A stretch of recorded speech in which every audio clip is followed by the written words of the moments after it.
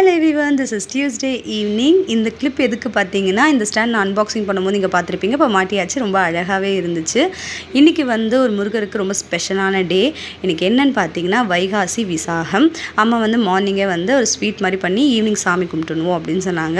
அதனால் வீட்டில் என்ன இருக்கோ அதை வச்சு இன்றைக்கி ஸ்வீட் பண்ணுவோம் அப்படின்னு சொல்லிட்டு கருப்பு கவனி அரிசி தான் இருந்துச்சு. அதில் ஒரு ஸ்வீட் பொங்கல் பண்ணலாம் அப்படின்னு சொல்லிட்டு காலையிலே கருப்பு கவனி அரிசிலாம் ஊற வச்சுட்டு ஈவினிங் வந்து நான் ஸ்வீட் பொங்கல் செய்ய ஆரம்பிச்சிட்டேன். அழகாக எல்லாத்தையும் சிறுபருப்பு அண்ட் வந்து கருப்பு கவனி அரிசி ரெண்டுத்தையுமே வந்து நல்லா கழுவிட்டு அதை வந்து நல்லா தண்ணி ஊற்றி வேக வச்சுட்டு கொஞ்சமாக சால்ட் மட்டும் கொஞ்சம் ஆட் பண்ணிக்கிட்டேன். அதுக்கப்புறம் பார்த்திங்கன்னா, இது நல்லா விசில் வந்து அந்த தண்ணியெலாம் வெளியே வந்து நான் க்ளீன் பண்ணி வச்ச பாத்திரத்து மேலெலாம் ஆயிடுச்சு.